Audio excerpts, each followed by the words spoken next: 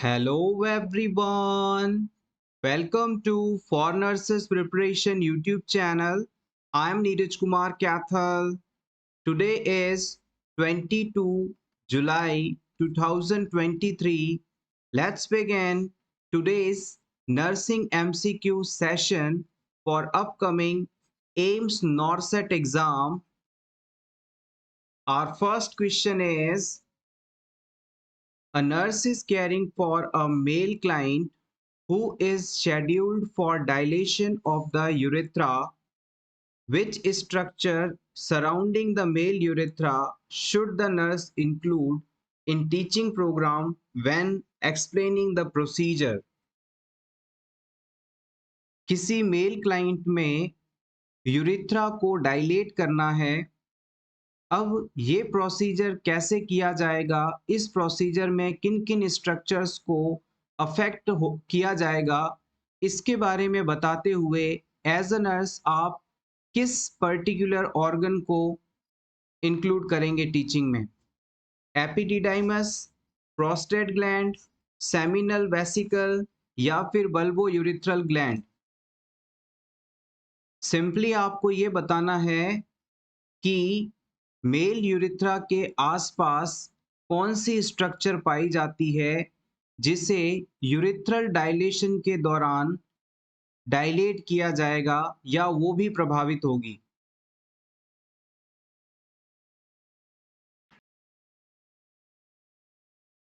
Right answer of this question is option 2, prostate gland. एक diagram के through इस चीज को थोड़ा समझ लेते हैं। जैसे कि मान लीजिए ये किसी आपके मेल पेशेंट की किडनीज हैं। इन किडनीज से ये यूरेटर्स निकल रहे हैं। ये यूरेटर आगे जाकर ब्लैडर में ओपन होते हैं। This is the bladder. यहाँ पर टेम्परेरी रूप से यूरिन स्टोर्ड रहता है। अब इस यूरेथ्रा से आगे की तरफ जो स्ट्रक्चर पाई जाती है इसे हम यूरेथ्रा का नाम देते हैं। इसे हम अलग कलर से ड्रॉ कर लेते हैं।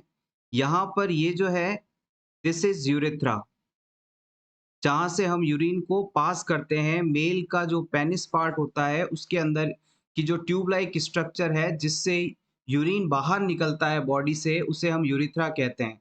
इस यूरिथ्रा के बेस में जस्ट ब्लैडर के पास, जहाँ से ब्लैडर शुरू हो रहा है उसी जगह पर जस्ट बाहर की तरफ दो ग्लैंड्स मौजूद होती हैं। इसे मैंने ब्लैक कलर से ड्रॉ किया है। इसका साइज थोड़ा मैं बढ़ाकर बता देता हूँ आपको जस्ट समझाने के पर्पज से।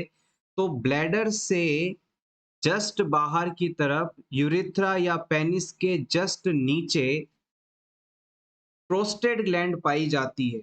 और ओल्ड एज के अंदर इस प्रोस्टेट ग्लैंड का जब साइज बढ़ जाता है तो इससे यूरिथ्रा पर कंप्रेशन पड़ता है और क्लाइंट चाहकर भी यूरिन पास नहीं कर पाता।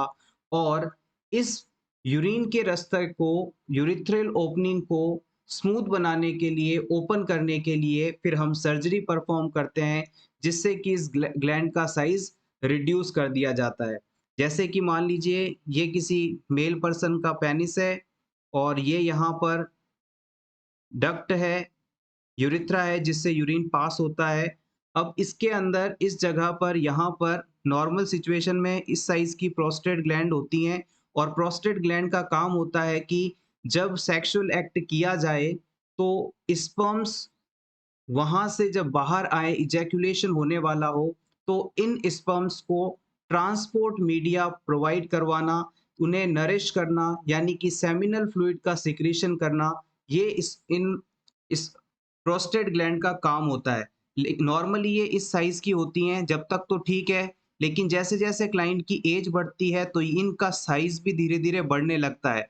और ये साइज बढ़ते बढ़ते इतना आ जाता है कि ये पूरी तरह से ये जो यूरिथ्रल ओपनिंग थी इसे ब्लॉक कर देती हैं और अब क्लाइंट चाहकर भी यूरिन पास नहीं कर पाता। इस सिचुएशन में हम क्या करते हैं, सर्जरी के द्वारा इस रास्ते को ओपन करते हैं, इस चीज को डायलेट करते हैं। यही चीज यूरिथ्रल डायलेशन प्रोसीजर कहलाता है। होपफुली अब आप इस चीज को गलत नहीं करेंगे। Next question is A nurse is caring for a client who developed aseptic necrosis after fracture of the head of the femur. The nurse understands aseptic necrosis is associated with which factor?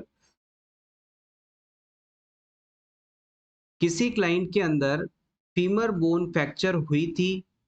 अब femur bone fracture होने के बाद इस client के अंदर aseptic necrosis condition develop हो जाती है। तो एज अ नर्स आप बताएं कि ये असेप्टिक नेक्रोसिस किस वजह से डेवलप हुआ है, इसका क्या फैक्टर है, ये आपको बताना है। Option one, infection at the site of wound.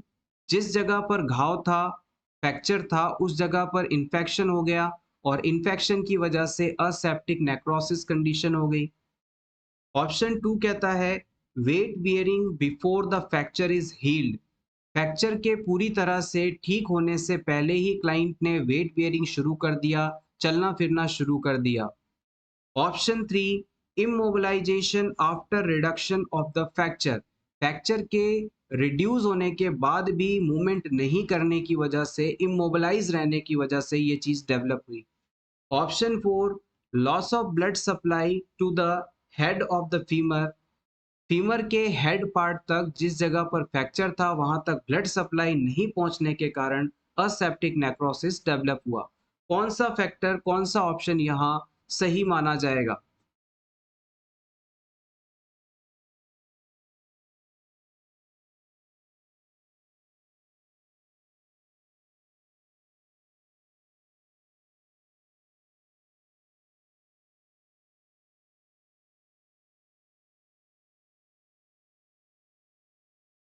यहाँ पर दो शब्द हैं, इन पर गौर करिएगा। आपने पहले कहीं पर असेप्टिक शब्द सुना है?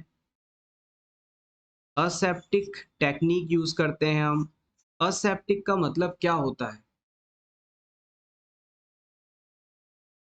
असेप्टिक शब्द का मतलब होता है विद आउट इन्फेक्शन। यानी कि ऐसी कोई टेक्निक या ऐसी कोई जगह जहां पर किसी भी प्रकार का इन्फेक्शन मौजूद नहीं हो, असेप्टिक कहलाती है। जैसे सर्जिकल साइट को सर्जरी करने से पहले साइट को हम प्रॉपरली क्लीन करते हैं ताकि कोई भी माइक्रो ऑर्गेनिज्म किसी भी फॉर्म में वहां मौजूद नहीं रहे, तो ये असेप्टिक टेक्निक कहलाती है। Aseptic means without infection. अब असेप्टिक वर्ड तो क्लियर हो गया आपका, यानी कि बिना किसी इन्फेक्शन के। और नेक्रोसिस वर्ड का क्या मीनिंग होता है? रिसेंट वीडियोस में हमने इसके बारे में आपको बताया भी था। नेक्रोसिस, नेक्रोसिस का मतलब होता है death of cell due to decrease oxygen supply. Oxygen की कमी की वजह से सेल डेथ का होना नेक्रोसिस कहलाता है। ऑक्सीजन या न्यूट्रिशन का सेल तक अगर नहीं पहुंचना हो तो इसकी वजह से सेल डेड हो जाती है, यही चीज नेक्रोसिस कहलाती है। तो अब आपको क्वेश्चन का मीनिंग समझ में आ गया होगा। क्वेश्चन में ये आपसे पूछा जा रहा है कि जिस जगह पर फ्रैक्चर हुआ था, हेड ऑफ फीमर में फ्रैक्चर हुआ था, उस जगह बिना किसी इन्फेक्शन के हुए वहां की ब्लड सप्लाई रुकने के कारण सेल्स डेथ हो रही हैं, तो इसे असेप्टिक नेक्रोसिस कहते हैं। और ये किस वजह से है? तो पहले ऑप्शन के अंदर कहा गया है infection at the site of wound. जिस जगह पर घाव था, फ्रैक्चर था, वहां पर इन्फेक्शन होने की वजह से असेप्टिक नेक्रोसिस हुआ। तो ये ऑप्शन आपका बिल्कुल गलत हो जाएगा, क्योंकि बिना किसी इन्फेक्शन के ये एसेप्टिक नेक्रोसिस कंडीशन होती है। ऑप्शन टू के अंदर कहा गया है कि फ्रैक्चर के पूरी तरह से ठीक होने से पहले ही क्लाइंट अगर चलने फिरने लग जाए, वेट बियरिंग शुरू कर दे, तो उसकी वजह से ये कंडीशन हो सकती है, जो कि गलत ऑप्शन है। अगर पूरी तरह से बोन के जुड़ने से पहले कोई पर्सन चलना फिरना या वेट बियरिंग शुरू कर देता है, तो इससे बोन के अंदर इंजरी हो सकती है, हड्डी के अंदर और ज़्यादा ट्रॉमा हो सकता है, लेकिन कभी भी वहाँ पर ब्लड सप्लाई नहीं रुकती, नेक्रोसिस कंडीशन नहीं डेवलप होगी, तो ये ऑप्शन भी आपका गलत हो जाएगा। उसके बाद में फ्रैक्चर के रिड्यूस होने के बाद भी इमोबिलाइज रहे, जिसकी वजह से ये चीज़ हुई, तो ये भी गलत है। कभी भी इमोबिलाइजेशन के कारण, यानी चाल फिर ना करने के कारण ब्लड सप्लाई उस एरिया की नहीं रुकती, बल्कि चलने फिरने या मूवमेंट नहीं करने से उस जगह पर कॉन्ट्रैक्चर्स डेवलप हो सकते हैं। कॉन्ट्रैक्चर्स के बारे में हमने बहुत अच्छे से आपको समझाया है कि टाइटनिंग ऑफ स्किन का होना जिससे उस पर्टिकुलर पार्ट में मूवमेंट नहीं हो सकती, कॉन्ट्रैक्चर्स कहलाता है, तो ये यहाँ इससे हो सकता है।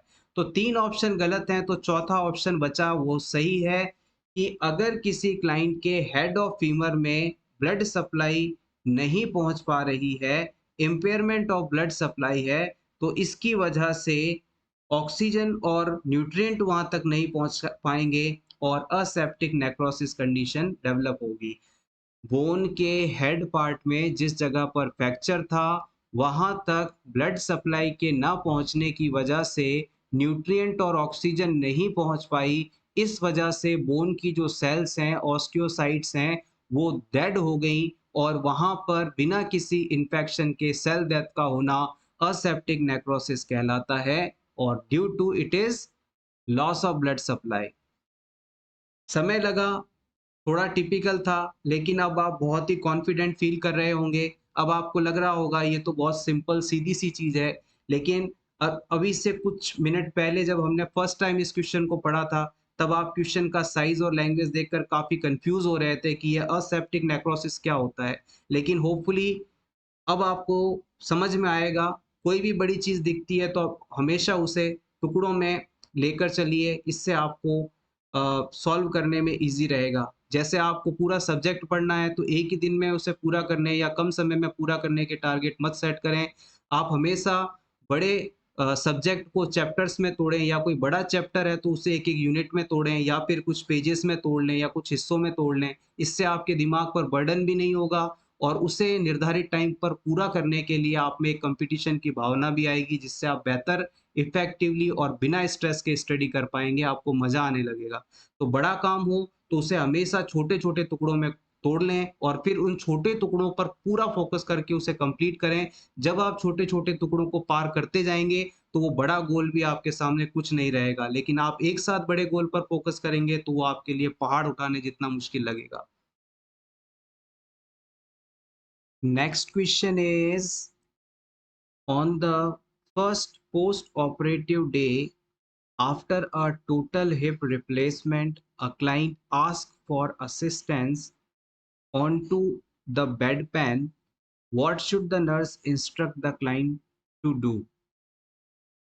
किसी क्लाइंट में टोटल हिप रिप्लेसमेंट किया गया था, टोटल हिप रिप्लेसमेंट ऑपरेशन किया गया था। उसके बाद अगले ही दिन पेशेंट आपसे कहता है कि उसे मोशन पास करना है, स्टूल पास करना है, बेड पैन लेना है और इस सिचुएशन में हेल्प करवाने के लिए, सही तरह से बेड पैन दिलवाने के लिए क्लाइंट को आप क्या इंस्ट्रक्शंस देंगे? Option 1, use the elbow and hands to lift the pelvis off the bed. आप पेशेंट से कहेंगे कि आप अपने कोहनी और हाथों की मदद से अपने कमर के हिस्से को ऊपर उठाएँ, जिसके साथ ही मैं नीचे आपके रेक्टम एरिया के पास बेड पैन को रख सकूँ ताकि आप उसमें स्टूल पास कर सकें। Option 2, extend both legs and pull on the trapeze to lift the pelvis. आप पेशेंट से कहेंगे कि आप अपने दोनों पैरों को फैला लें और उसके बाद जो ऊपर रस्सी लटकाई गई है, ट्रेपेज़े बनाया गया है बेड पर, उसे पकड़कर अपने पेल्विस एरिया को ऊपर उठाएँ खींचकर। Option 3, turn gently toward the operative side while lifting the pelvis of the bed.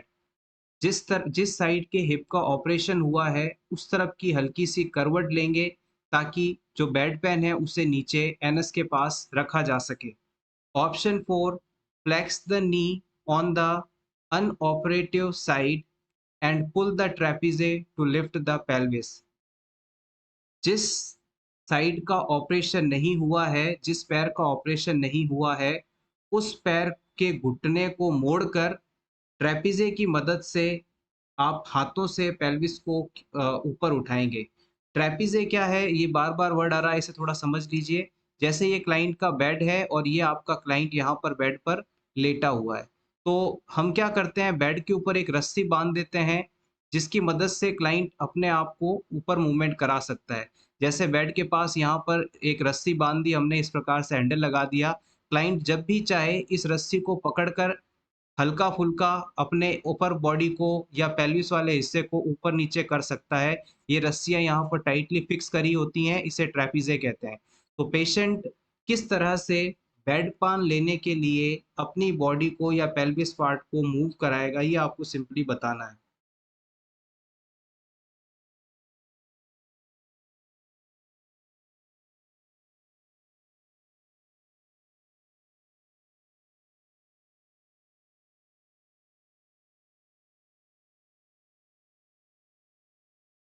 देखिए, आपके सामने इस चीज़ को मैं वीडियो के थ्रू नहीं बता सकता, लेकिन हम धीरे-धीरे इस पूरी बात को, इस सीन को इमेजिन करेंगे। ये एक तरह का सिनेरियो बेस्ड क्वेश्चन है फॉर नॉरसेट एग्ज़ाम। अब इमेजिन करिए, आपने हॉस्पिटल यूनिफ़ॉर्म पहन रखा है, ड्यूटी पर हैं आप, आपके सामने टोटल हिप रिप्लेसमेंट सर्जरी वाला पेशेंट बेड पर लेटा हुआ है।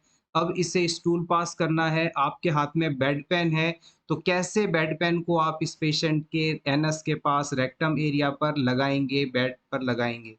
तो क्या पेशेंट को आप कहेंगे कि वो एल्बो यानी कोहनी और अपने हाथों की मदद से अपने पेल्विस पार्ट को ऊपर उठाए और हम नीचे रख देंगे? देखिए, आप खुद बेड पर लेटकर क्या अपने कोहनी और हाथों की मदद से आप पेल्विस पार्ट को उठा पाएँगे? नहीं, ये मूवमेंट कर पाना इम्पॉसिबल है, बहुत मुश्किल है, तो ये चीज़ यहाँ पर सही नहीं मानी जाएगी। ऑप्शन 2 के अंदर कहा गया है कि हम दोनों पैरों को फैलाएँगे, एक्सटेंड करेंगे और उसके बाद ट्रेपीज़ियम की मदद से पेल्विस को ऊपर उठा लेंगे। अगर आपने जिस पार्ट का ऑपरेशन हुआ है, जिस हिप साइड का सर्जरी हुआ है, उसे एक्सटेंड किया, फैलाने की कोशिश की, तो यहाँ पर जो प्रोस्थेसिस लगाया गया है, नकली हिप लगाया, कूल्हा लगाया गया है, वो अपनी जगह से हट जाएगा और सर्जरी फेल हो जाएगी, तो ये काम हमें कभी नहीं करना है। आप पेशेंट को दोनों पैर फैलाकर ऊपर उठने के लिए नहीं कह सकते। ऑप्शन 3 के अंदर कहा गया है कि जिस साइड का ऑपरेशन हुआ है, उस तरफ की क्लाइंट करवट लेगा, साइड लेगा और फिर हम पेल्विस ऊपर उठाकर लगा देंगे। तो जब क्लाइंट का ऑपरेशन हुआ है, तो इमीडिएटली पोस्ट ऑपरेटिव पीरियड में कभी भी जिस साइड सर्जरी हुई है, उस तरफ की करवट नहीं दिलानी है क्लाइंट को, अदरवाइज़ प्रॉब्लम हो सकती है। तो यहाँ पर सिंपल सा बात है, ऑप्शन 4 करेक्ट माना जाएगा।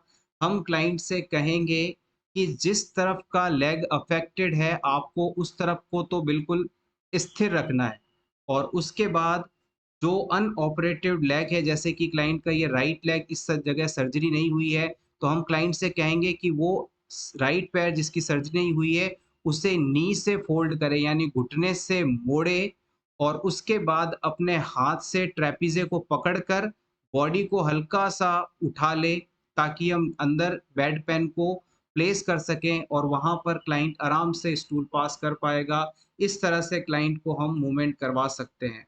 This is the seen that you just imagine in your mind. ऐसे ही क्वेश्चंस आपको वहाँ देखने को मिलेंगे।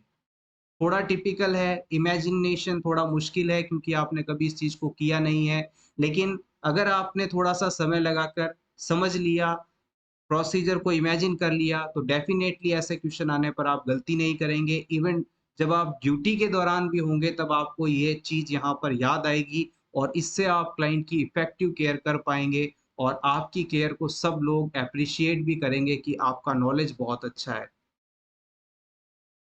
Next question is Braxton Hicks are Braxton Hicks क्या है?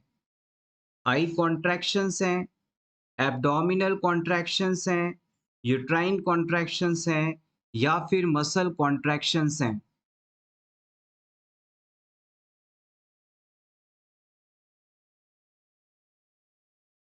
Option B is correct here. Braxton Hicks जो हैं, एब्डोमिनल एरिया में होने वाले हल्के कॉन्ट्रैक्शंस हैं, जो कि लेबर या डिलीवरी के पहले यूट्रस को तैयार करने के लिए, डिलीवरी के लिए यूट्रस को प्रिपेयर करने के लिए आते हैं। कई बार जब फीमेल 8 या 9th मंथ में होती है, तो ब्रैक्सटन हिक्स कॉन्ट्रैक्शंस को ट्रू लेबर कॉन्ट्रैक्शंस के रूप में मानकर हॉस्पिटल चली जाती हैं, जबकि ट्रू लेबर कॉन्ट्रैक्शंस और ब्रैक्सटन हिक्स कॉन्ट्रैक्शंस में फ़र्क है। आइए कुछ इम्पोर्टेंट पॉइंट्स को डिस्कस कर लेते हैं जिसके बिहाफ़ पर आप ड्यूटी के दौरान किसी प्रेग्नेंट क्लाइंट के आने पर उससे समझा सकते हैं कि ब्रैक्सटन हिक्स कॉन्ट्रैक्शंस यानी कि फ़ॉल्स लेबर कॉन्ट्रैक्शंस या फ़ॉल्स लेबर पेन और ट्रू लेबर कॉन्ट्रैक्शंस में क्या फ़र्क होता है। ब्रैक्सटन हिक्स कॉन्ट्रैक्शंस या पहले हम बात करेंगे ट्रू लेबर कॉन्ट्रैक्शंस में कंसिस्टेंसी की। सबसे पहला हमारा पॉइंट होगा कंसिस्टेंसी।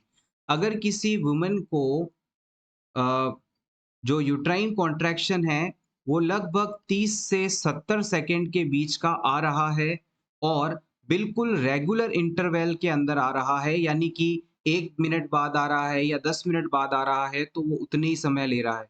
तो अगर 30 से 70 सेकंड का कॉन्ट्रैक्शन है और बिल्कुल बराबर समय के बाद आ रहा है, तो इसका मतलब है ये ट्रू लेबर कॉन्ट्रैक्शन या ट्रू लेबर पेन है।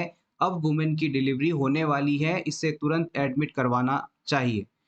अब जो ब्रैक्सटन हिक्स कॉन्ट्रैक्शंस होते हैं, उनमें ऐसा पैटर्न नहीं देखने को मिलता। यानी कि इस प्रकार के जो कॉन्ट्रैक्शंस होते हैं, वो रेगुलर इंटरवल पर नहीं आते। तो ये सबसे पहला पॉइंट है जिसके बिहाफ़ पर आप ब्रैक्सटन हिक्स कॉन्ट्रैक्शंस और ट्रू लेबर कॉन्ट्रैक्शंस को डिफरेंशिएट कर सकते हैं। नेक्स्ट हमारा पॉइंट रहेगा डिफरेंशिएट करने के लिए फ्रीक्वेंसी।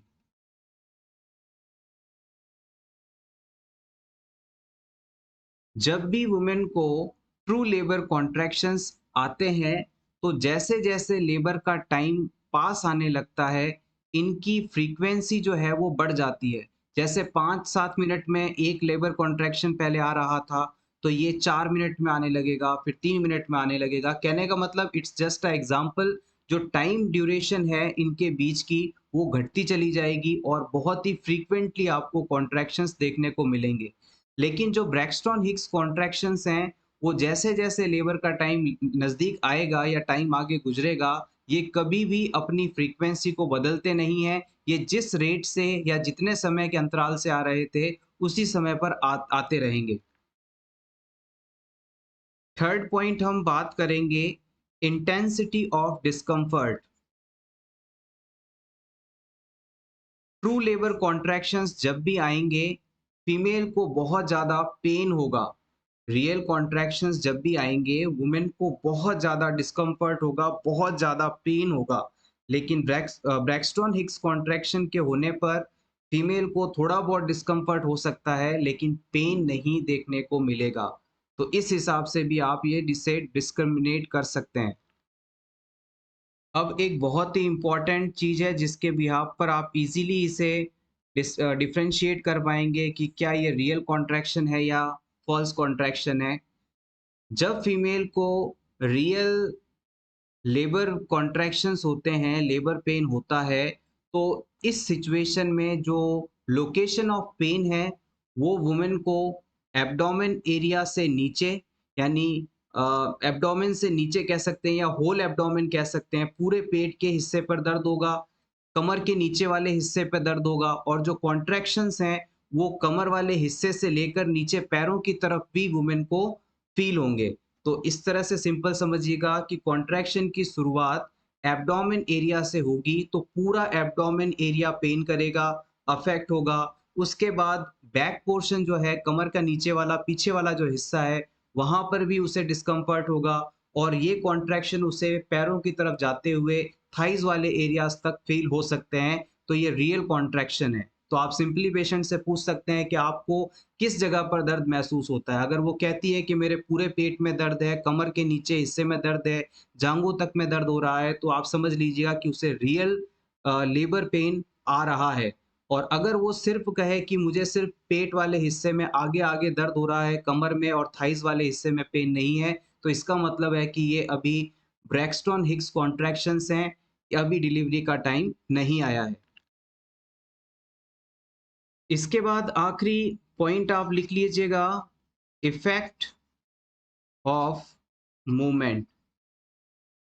अब मान लीजिए फीमेल डिस्कम्फर्ट में है, उसे सारी चीज़ें फ़ील हो रही हैं, तो अब आप वो उससे कहेंगे कि आप अपनी पोजीशन को चेंज कर लीजिए, थोड़ा बहुत वॉक कर लीजिए। अगर पोजीशन चेंज के बाद या हल्की-फुल्की वॉक के बाद या हल्की-फुल्की मूवमेंट के बाद में ये कॉन्ट्रैक्शंस कुछ हल्के हो जाते हैं या रुक जाते हैं, तो इसका मतलब है कि क्लाइंट को ब्रैक्सटन हिक्स कॉन्ट्रैक्शंस हो रहे हैं। लेकिन ट्रू लेबर कॉन्ट्रैक्शंस कभी भी पोजीशन चेंज करने या हल्का-फुल्का वॉक करने के बाद सबसाइड नहीं होते, वो जिस रेट से चल रहे हैं, उसी फ्रीक्वेंसी से चलते हैं, बल्कि उससे ज़्यादा सीवियर होने लगते हैं। तो इन 5 चीज़ों के बिहाफ़ पर आप ये पता कर सकते हैं कि वुमेन को ब्रैक्सटन हिक्स कॉन्ट्रैक्शंस हो रहे हैं या फिर रियल लेबर कॉन्ट्रैक्शंस हो रहे हैं। आप चाहें तो इसका स्क्रीनशॉट ले सकते हैं। हमने 5 चीज़ें डिस्कस की हैं, कंसिस्टेंसी रेगुलर इंटरवल पर 30 टू 70 सेकंड्स मिनिमम, फ्रीक्वेंसी धीरे-धीरे लेबर के करीब आने पर बढ़ती जाती है, डिस्कम्फर्ट जो होता है वो बढ़ता है, पेनफुल होता है, लोकेशन में whole abdomen, lower part of back and thighs also involved और इफ़ेक्ट मूवमेंट का इस पर कोई इफ़ेक्ट नहीं होता, मूवमेंट के बाद ये सबसाइड नहीं होते हैं।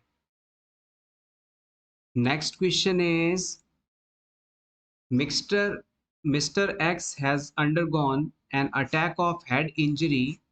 At present, he is not able to talk but able to understand everything.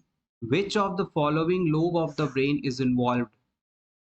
Mister x थे, वो कहीं जा रहे थे, अचानक इनके सर पर किसी ने चोट मार दी, इनके सर पर किसी ने अटैक किया, हेड इंजरी हुई इन्हें और हेड इंजरी के बाद ये बोल नहीं पा रहे हैं, टॉक नहीं कर पा रहे हैं, लेकिन दूसरों के कही हर बात को सुन पा रहे हैं, समझ पा रहे हैं।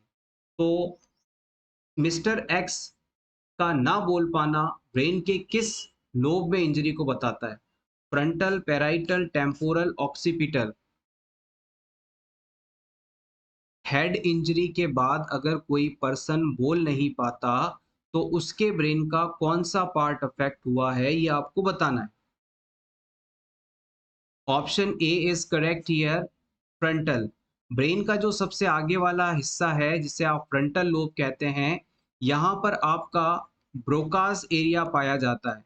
ब्रोकास एरिया पाया जाता है और ये ही हमारा एक्सप्रेसिव स्पीच सेंटर के रूप में जाना जाता है। इसे हम एक्सप्रेसिव स्पीच सेंटर के नाम से जानते हैं। यानी कि हम अपनी बात को बोलने के लिए, हम अपनी बात को, अपनी फीलिंग्स को एक्सप्रेस करने के लिए इसी ब्रोकास एरिया की मदद से बोल पाते हैं। ब्रोकास एरिया की मदद से हम अपनी बात को, अपनी फीलिंग्स को बोलकर बता पाते हैं और इस हिस्से में अगर चोट लग जाए तो हम बोल नहीं पाएँगे। Next very important question, arrange the following steps of hand washing in order. Hand washing के सभी स्टेप्स को आपको एक सीक्वेंस में अरेंज करना है। फर्स्ट ऑप्शन है wash palm and fingers, option 2 wash fingers and knuckles, option 3 wash thumbs, option 4 wash back of hands. Choose from these four options. What is the correct sequence of hand washing?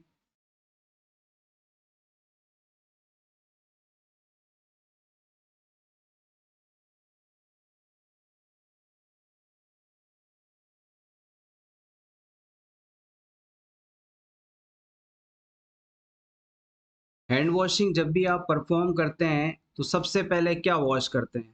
आप अपने हाथों की हथेलियों को और fingers को wash करते हैं। पाम एंड फिंगर्स वॉश्ड सबसे पहले, नंबर एक चीज। उसके बाद में बैक ऑफ हैंड को वॉश करते हैं।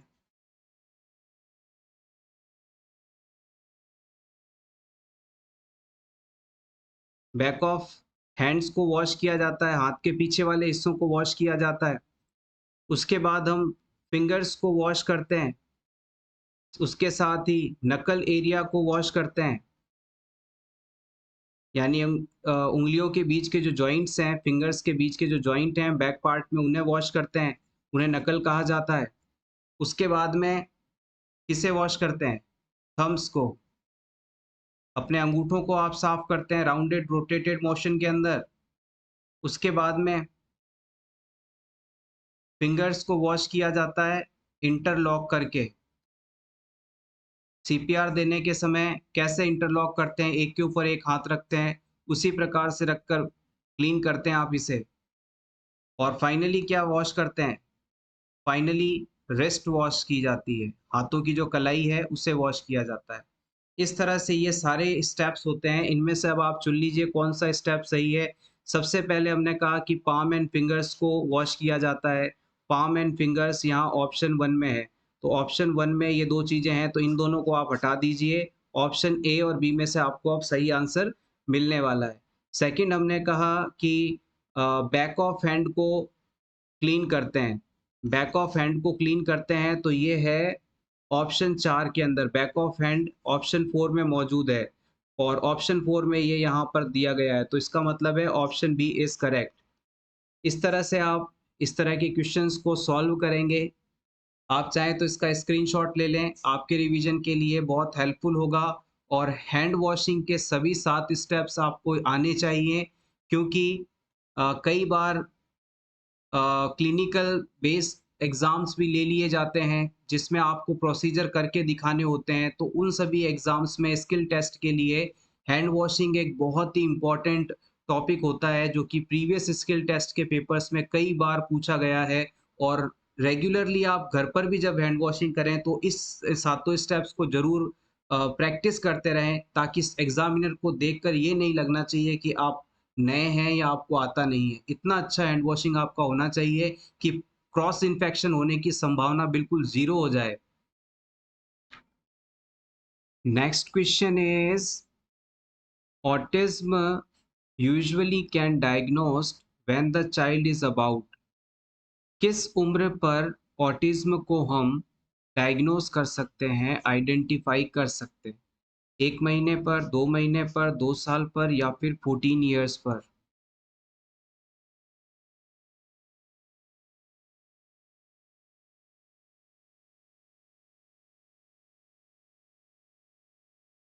The correct answer is option C, 2 years पर। जब किसी बच्चे की उम्र 2 साल हो जाती है, तो हम उसमें ऑटिज्म कंडीशन है या नहीं, इसे आइडेंटिफाई कर सकते हैं। ऑटिज्म कंडीशन को हम ऑटिज्म स्पेक्ट्रम डिसऑर्डर या एएसडी के नाम से भी जानते हैं। चाहें तो नोट कर लीजिएगा, ऑटिज्म स्पेक्ट्रम डिसऑर्डर। बेसिकली ये जो ऑटिज्म कंडीशन होती है, इसमें बच्चा कम्युनिकेट नहीं कर पाता और एबनॉर्मल बिहेवियर को शो करता है। बेसिकली कम्युनिकेशन एंड बिहेवियर, ये 2 चीज़ें बच्चे की यहाँ पर प्रभावित होती हैं। बच्चा ठीक से बात नहीं कर पाता और उसका व्यवहार दूसरों के लिए थोड़ा अलग होता है।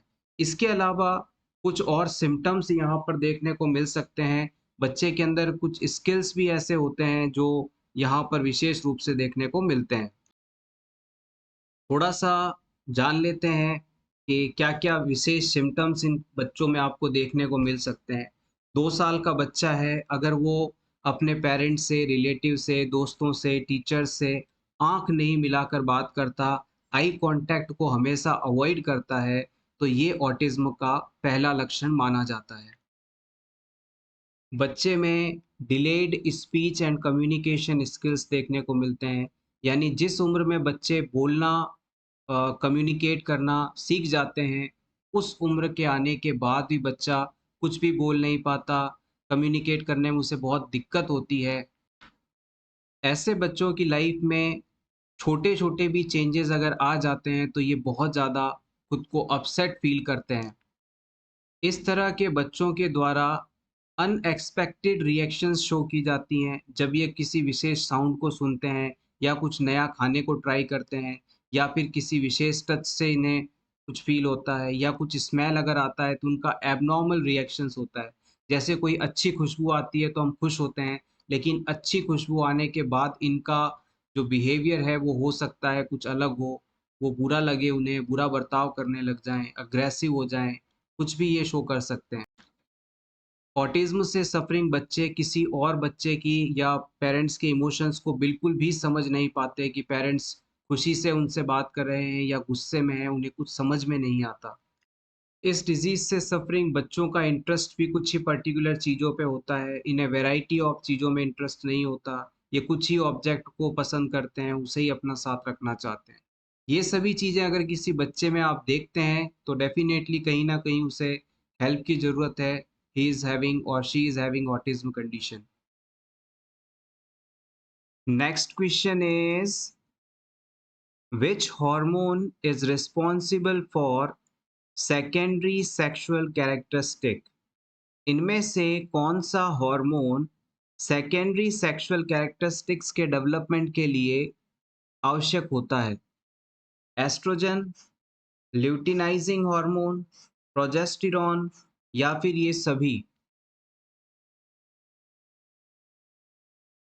सेकेंडरी सेक्सुअल कैरेक्टरिस्टिक्स का मतलब होता है ऐसे कैरेक्टरिस्टिक्स या ऐसे फिजिकल डेवलपमेंट्स जो कि प्यूबर्टी के बाद देखने को मिलते हैं। प्यूबर्टी एज आने के बाद मेल और फीमेल के शरीर में कुछ चेंजेस होते हैं जिनसे जिन्हें हम सेकेंडरी सेक्सुअल कैरेक्टरिस्टिक्स का नाम देते हैं। जैसे फीमेल में आवाज़ का पतला होना, मेल्स के अंदर आवाज़ का भारी होना, ब्रेस्ट बर्ड्स का फीमेल में डेवलपमेंट होना,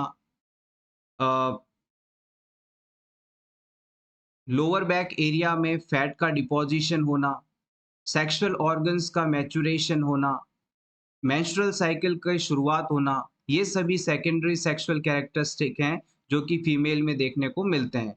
तो आपको यहाँ बताना है कि इन चारों में से कौन-सा ऑप्शन सेकेंडरी सेक्सुअल कैरेक्टरिस्टिक्स के डेवलपमेंट का उदाहरण है।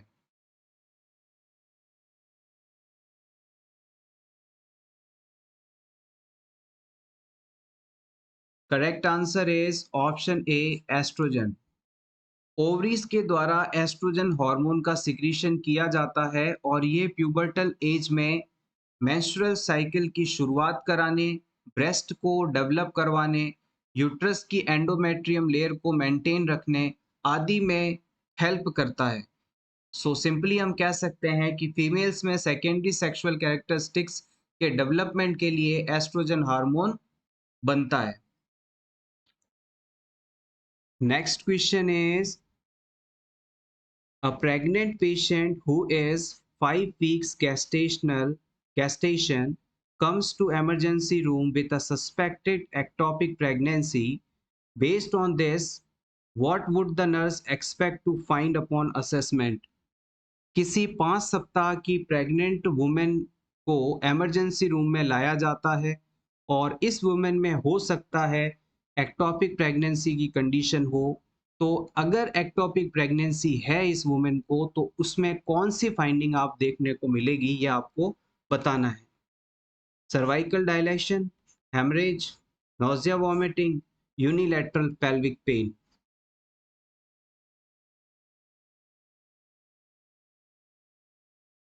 एक्टोपिक प्रेगनेंसी का मतलब होता है अगर फर्टिलाइज्ड ओवम या जाइगोट इसकी निर्धारित जगह से बाहर कहीं इम्प्लांट हो जाए तो ये एक्टोपिक प्रेगनेंसी है।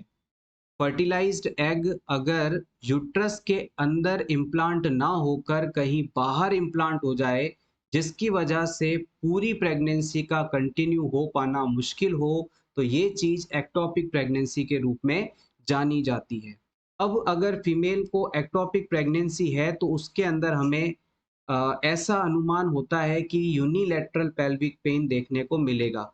यानी कि जैसे कि मान लीजिए ये फैलोपियन ट्यूब थी, ये ओवरी थी, अब यहाँ पर ओवम था, यहाँ पर ही स्पर्म इससे मिला और फर्टिलाइजेशन हो गया और इसी जगह पर ये एग मोस्टली इम्प्लांट हो गया।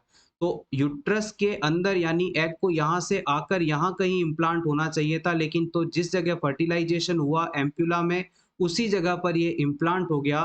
तो फीमेल के जब एब्डोमेन पार्ट को आप देखेंगे, तो उसे शरीर के आधे हिस्से में जिस तरफ एग इम्प्लांट हुआ है उस जगह पेन होगा, यानी यूनिलैटरल साइड में पेल्विक पेन होगा।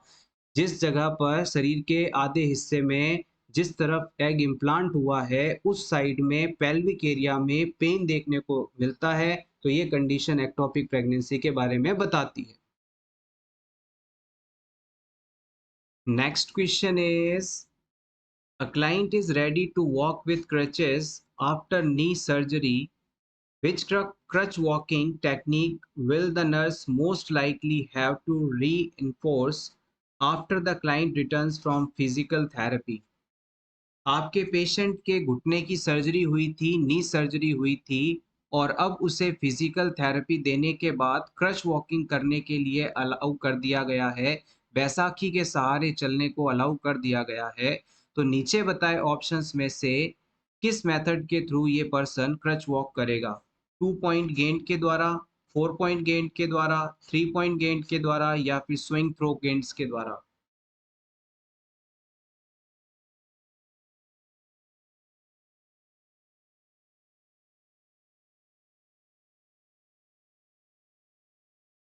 यहाँ पर ऑप्शन 3 सही माना जाएगा।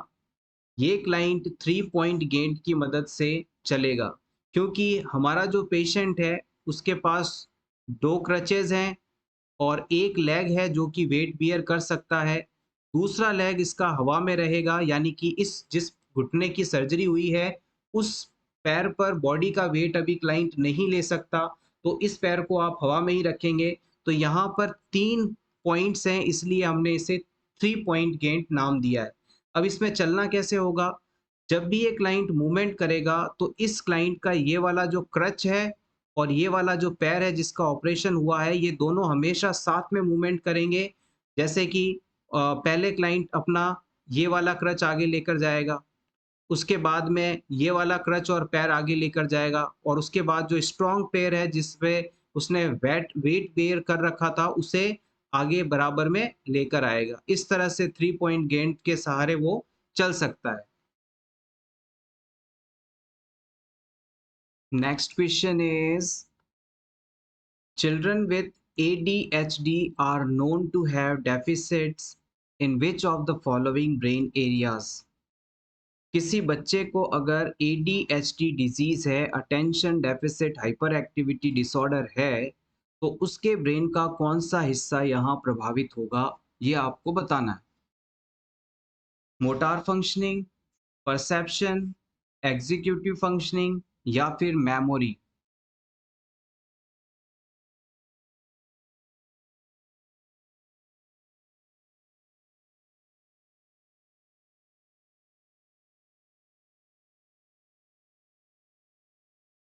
The correct answer is option A, motor functioning. Attention deficit hyper activity disorder यानी ADHD को हम हाइपर काइनेटिक डिसऑर्डर के नाम से भी जानते हैं। ये एक बिहेवियरल डिसऑर्डर है जिसमें बच्चा लगातार इन अटेंशन, इम्पल्सिविटी और हाइपर एक्टिविटी से ग्रसित रहता है। आप चाहें तो यहाँ लिख सकते हैं, इसमें 3 चीज़ें देखने को मिलती हैं। इन अटेंशन यानी बच्चा कॉन्संट्रेट नहीं कर पाएगा किसी जगह पर, किसी चीज़ पर फोकस नहीं कर पाएगा, और दूसरा इम्पल्सिविटी यानी कि बच्चे के दिमाग में कोई भी विचार आता है तो तुरंत वो उस चीज को करने की कोशिश करेगा। वो ये नहीं सोचेगा कि ये इससे ये काम करने से मुझे क्या फायदा होगा, क्या नुकसान होगा। जैसे बच्चे को सामने कोई फायर दिखी तो वो तुरंत उस फायर में चला जाएगा उसे टच करने के लिए, पकड़ने के लिए, या फिर कहीं वाटर दिखा तो वो बिना सोचे समझे पानी में कूद जाएगा, देखते हैं क्या है, मुझे इसे टच करना है। तो उनके अंदर कोई भी काम करने का इम्पल्स आता है, इंटेंस इच्छा होती है, और वो सोच नहीं पाते कि इससे हमें क्या फायदा नुकसान होगा। ये चीज उसमें देखने को मिलती है। और एक चीज और होती है इस डिजीज का इम्पोर्टेंट कैरेक्टरिस्टिक, जिसे आप हाइपर एक्टिविटी कह सकते हैं।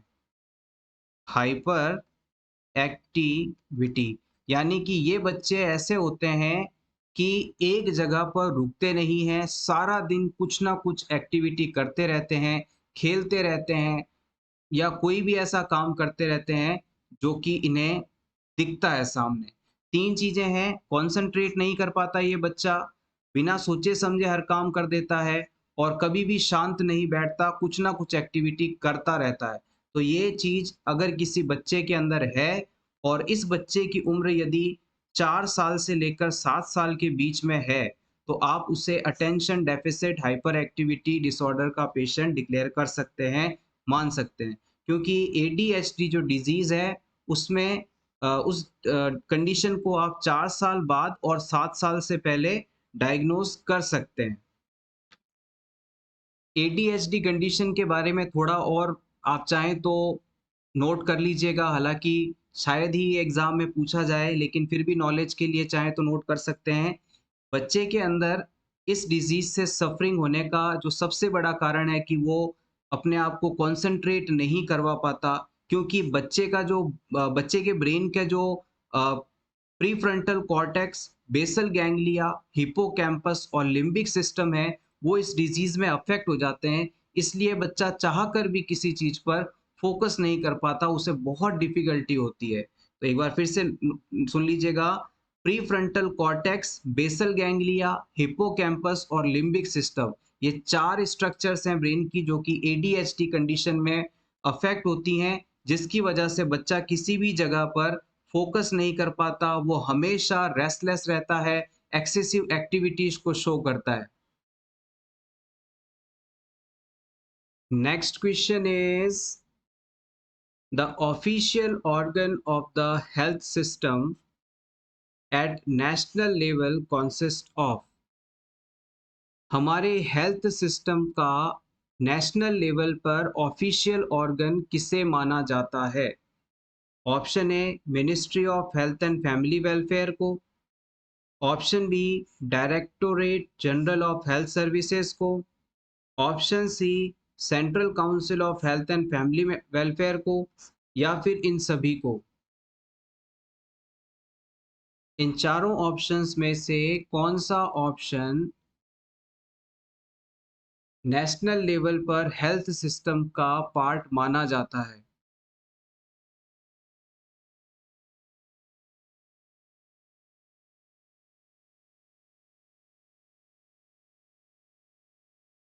Option D is absolutely correct. आपका ministry of health and family welfare ये सेंट्रल लेवल पर काम करता है। इसके अलावा director general of health services DGHS ये भी सेंट्रल लेवल पर हेल्थ सर्विसेज प्रोवाइड करने के लिए काम करता है।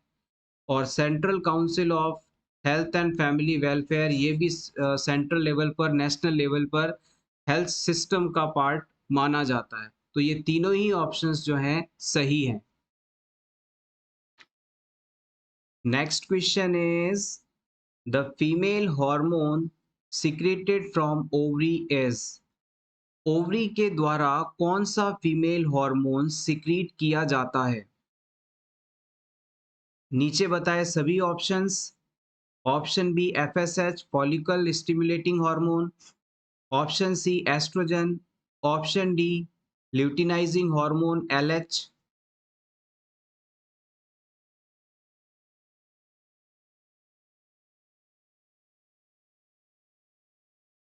The correct answer is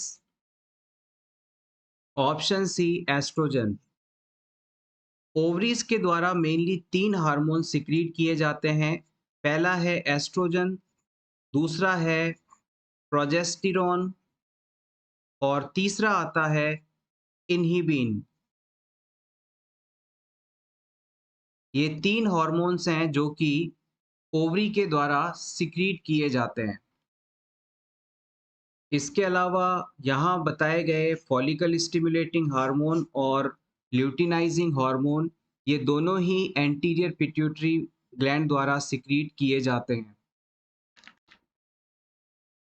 next question is a nurse is providing nutritional education for an alcoholic patient. The nurse knows that alcohol inhibits the absorption of thiamine. Which of the following food is good source of thiamine? एक alcoholic patient है, यानी बहुत ज़्यादा शराब पीने वाला patient है, drink करने वाला पेशेंट है, अल्कोहल लेने वाला पेशेंट है। आप एज़ अ नर्स इस बात को जानते हैं कि जो लोग अल्कोहल इंटेक बहुत ज़्यादा करते हैं, उनके अंदर विटामिन बी1 या थायमीन की कमी हो जाती है। अब इस पेशेंट को आपको बताना है कि वो खाने में ऐसी क्या चीज़ खाए कि उसे पर्याप्त मात्रा में थायमीन मिले। तो आपको यहाँ पर थायमीन के गुड सोर्स ऑफ फूड के बारे में बताना है। क्या एप्पल से उसे मिलेगा, फिश से मिलेगा, ग्रीन बीन से मिलेगा या नट्स से मिलेगा?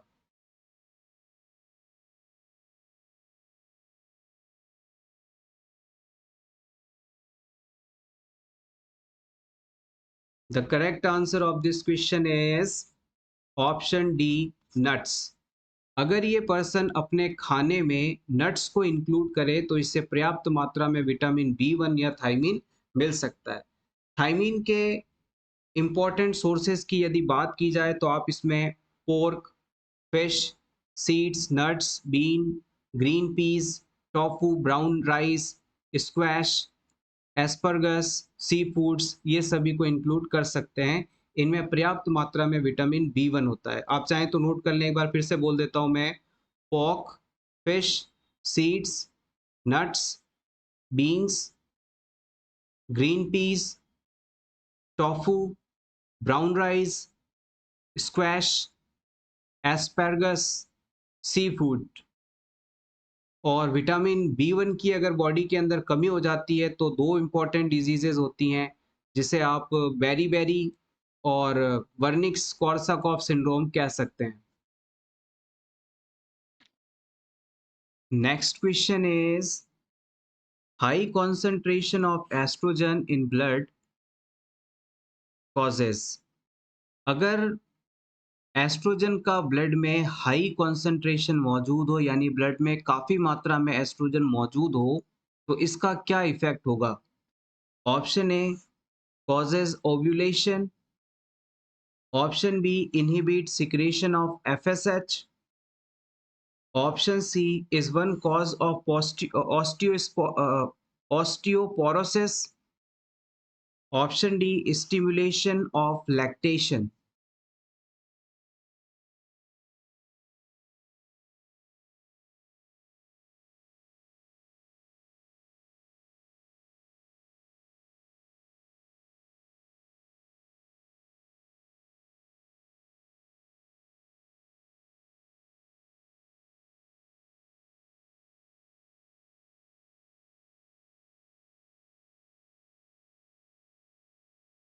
The correct answer is option B.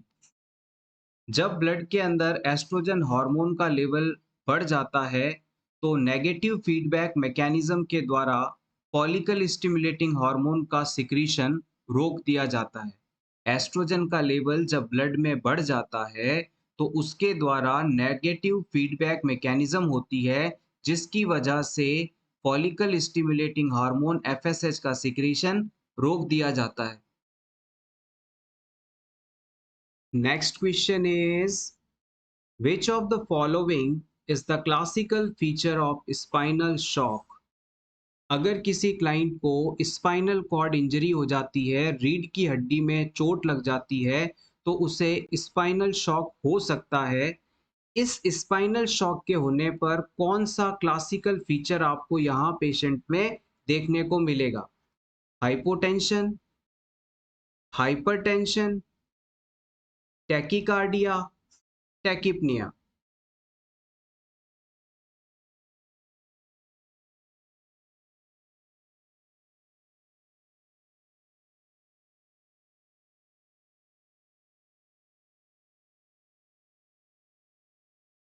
Option A is absolutely correct. Hypotension यानी कि ब्लड प्रेशर का डिक्रीज हो जाना।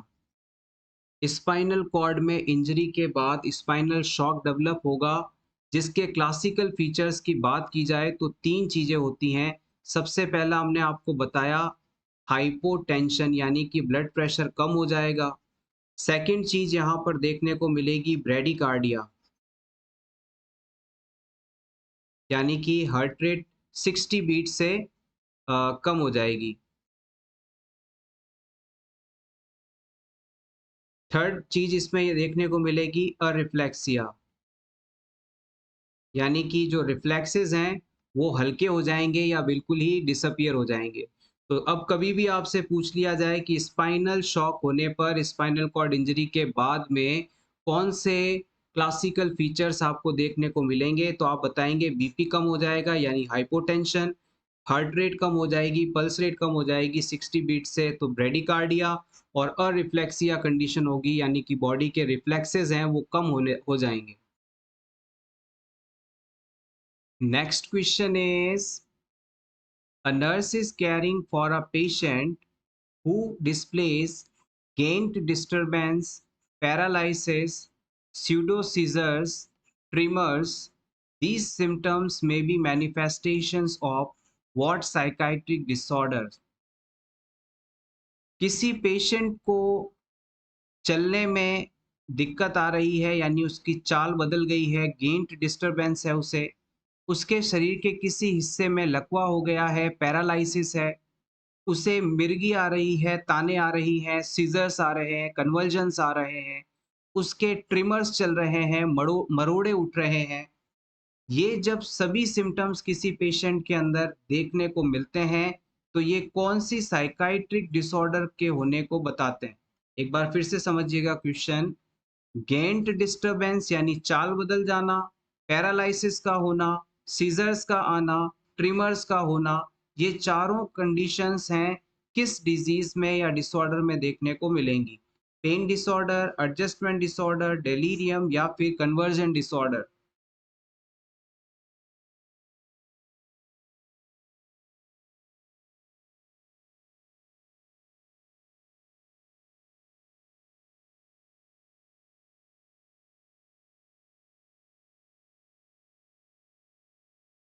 यहाँ पर ऑप्शन डी सही माना जाएगा।